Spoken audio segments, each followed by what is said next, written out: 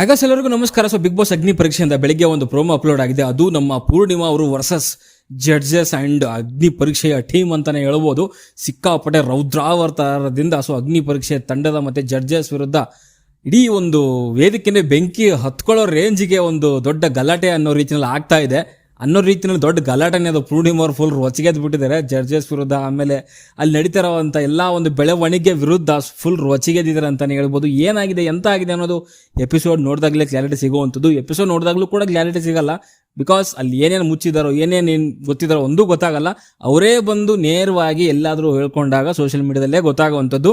ಅವ್ರದ್ದೆಲ್ಲೋ ಒಂದು ಕಮೆಂಟ್ ನೋಡಿದೆ ನಾನು. 5ನೇ ತಾರೀಕು ಆದಮೇಲೆ ಹೇಳ್ತೀನಿ ಅಂತ ಹೇಳ್ತಿದ್ದಾರೆ. ಅಲ್ಲಿವರೆಗೂ ಕೂಡ ಒಂದು ದೊಡ್ಡ ಒಂದು ಸಸ್ಪೆನ್ಸ್ ಅಂತ ಕಾದಿದೆ ಅಂತಲೇ ಹೇಳ್ಬೋದು. ಏನೇನಾಗಿದೆ ಎತ್ತಾಗಿದೆ ಅನ್ನೋದು ಕೂಡ ನೋಡಬೇಕು. ತುಂಬ ಒಂದು ದೊಡ್ಡ ಒಂದು ಗಲಾಟೆ ಅಂತೂ ಆಗಿದೆ.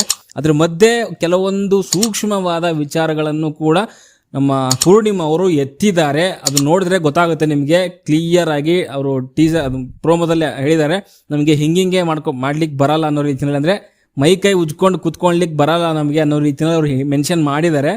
ನೀವು ಸೋಷಿಯಲ್ ಮೀಡಿಯಾ ಫಾಲೋ ಮಾಡ್ತಿದ್ರೆ ಒಂದು ವಿಡಿಯೋದಲ್ಲಿ ಕುಮಾರಿ ಅವರು ಮತ್ತೆ JP ಅವರು ಒಂದು ವಿಡಿಯೋ ಮಾಡಿರ್ತಾರೆ ಯೂಟ್ಯೂಬ್ ವ್ಲಾಗ್ ರೀತಿಯಲ್ಲಿ. ಅದ್ರಲ್ಲಿ JP ಅವರು ಹೇಳ್ತಾರೆ ಕುಮಾರಿ ಜೊತೆಗೆ ಯಾರೋ ಒಬ್ಬರು ಅಸಭ್ಯವಾಗಿ ನಡ್ಕೊಂಡಿದ್ದಾರೆ ಅನ್ನೋವಂಥ ಒಂದು ಮಾತು ಹೇಳಿದ್ರು.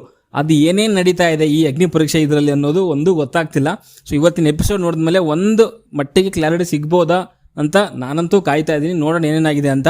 ನೀವು ನೋಡಿದ್ರ ಪ್ರೋಮೋ ಏನು ಅನಿಸ್ತು ಅಂತ ಕಮೆಂಟ್ ಬಾಕ್ಸಲ್ಲಿ ತಿಳಿಸಿ. ಪೂರ್ಣಿಮಾ ಸರಿನಾ ಅಥವಾ ಜಡ್ಜಸ್ಗಳು ಸರಿನಾ ಅನ್ನೋದು ಕಮೆಂಟ್ ಬಾಕ್ಸಲ್ಲಿ ತಿಳಿಸಿ. ನಾನೇನು ಹೇಳೋದು ಏನಂತಂದರೆ, ಪೂರ್ಣಿಮಾ ಅವರು ಅಲ್ಲಿ ನೋಡ್ತಿದ್ರ ಆಲ್ರೆಡಿ ಅನನ್ಯ ವರ್ಸಸ್ ಪೂರ್ಣಿಮಾ ಅನ್ನೋದು ಬಂದಿದೆ. ಅದರಲ್ಲಿ ಮೇ ಬಿ ಇಬ್ಬರಲ್ಲಿ ಒಬ್ಬರು ಆಚೆ ಹೋಗುವಂಥ ಸಾಧ್ಯತೆಗಳಿದಾವೆ. ಬಟ್ ಇಲ್ಲಿ ಪೂರ್ಣಿಮಾ ಅವರು ಹೊಚ್ಚಿಗಿದ್ದೇನಂತಂದ್ರೆ, ಕ್ಯಾಮ್ರಾ ಆಫ್ ಮಾಡಿ, ನಾನೇ ಹೋಗ್ತೀನಿ, ನನ್ಗೆ ಗೊತ್ತಾಯಿತು, ನನ್ನೇ ನೀವು ಆಚೆ ಕಳಿಸ್ತೀರ ಅನ್ನೋ ರೀತಿಯಲ್ಲಿ ಅವ್ರು ಹೇಳ್ತಿದ್ದಾರೆ. ಇಲ್ಲಿ ಹೈಟು, ವೇಟು, ಸ್ಮಾರ್ಟು, ಬ್ಯೂಟಿ ನಮ್ಮ ಹತ್ರ ಇಲ್ಲ ಅವು, ಅದು ಇದ್ದವ್ರಿಗೆ ಬೆಲೆ ಅನ್ನೋ ರೀತಿನ ಅವ್ರು ಹೇಳ್ತಿದ್ದಾರೆ.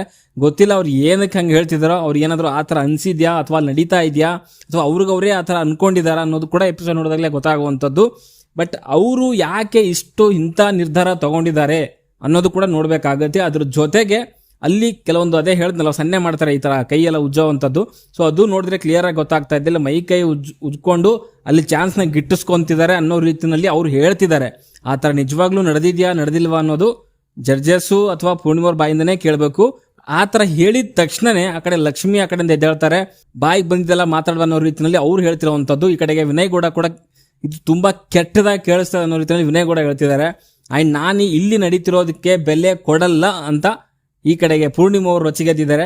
ತುಂಬ ದೊಡ್ಡ ಗಲಾಟೆನೇ ಆಗಿದೆ ಅನ್ನೋ ರೀತಿಯಲ್ಲಿ ಅನ್ನಿಸ್ತಾ ಇದೆ. ಇಷ್ಟೆಲ್ಲ ಆದ್ಮೇಲೆ ಕೂಡ ಪೂರ್ಣಿಮಾ ಅವ್ರನ್ನ ಇಟ್ಕೊಂತಾರ, ಐ ಡೋಂಟ್ ನೋ, ಗೊತ್ತಿಲ್ಲ. ಬಿಕಾಸ್ ಅವರು ಬೆಲೆ ಕೊಡಲ್ಲ ಅಂತ ಹೇಳಿದಾದ್ಮೇಲೆ ನಿರಂಜನ್ ಹೇಳ್ತಿರುವಂಥದ್ದು. ನಂಬಿಕೆ ಇಲ್ಲ ಅಂತಂದರೆ ಈ ಸ್ಟೇಜ್ ಮೇಲೆ ದಯವಿಟ್ಟು ನೀವು ವಾಕೌಟ್ ಮಾಡ್ಬೋದು ಅನ್ನೋ ರೀತಿಯಲ್ಲಿ ಅವರು ಹೇಳ್ತಿದ್ದಾರೆ. ಯಾವ್ದು ಸತ್ಯ ಯಾವ್ದು ಸುಳ್ಳು ಅನ್ನೋದು ಎಪಿಸೋಡ್ ನೋಡಿದಾಗಲೇ ಗೊತ್ತಾಗುವಂಥದ್ದು. 100% ಕ್ಲಾರಿಟಿ ಬೇಕು ಅಂದರೆ ಅದು ಪೂರ್ಣಿಮಾ ಅವ್ರ ಬಾಯಿಂದ, ಮತ್ತೆ ಅಲ್ಲಿ ಅಗ್ನಿ ಪರೀಕ್ಷೆ ಯಾರ್ಯಾರು ಭಾಗವಹಿಸಿದ್ದಾರೆ ಅವ್ರ ಬಾಯಿಂದ ಬಂದಾಗ್ಲೇ ಗೊತ್ತಾಗುತ್ತೆ ಅಲ್ಲಿ ಏನೇನು ನಡೆದಿದೆ ಅನ್ನೋದು.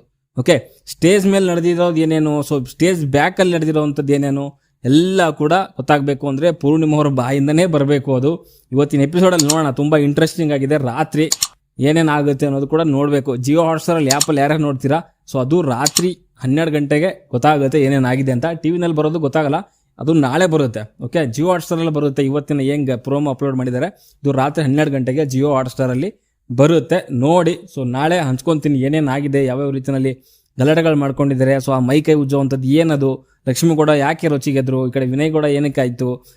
ನೋಡೋಣ ಕ್ಲಾರಿಟಿ. ಅಂದರೆ ಕೆಲವು ವಿಚಾರದಲ್ಲಿ ಪೂರ್ಣಿಮಾ ಅವರು ಕೂಡ ಕ್ಲಾರಿಟಿ ಇಟ್ಕೊಂಡು ಮಾತಾಡಿದರೆ ಒಳ್ಳೆಯದು.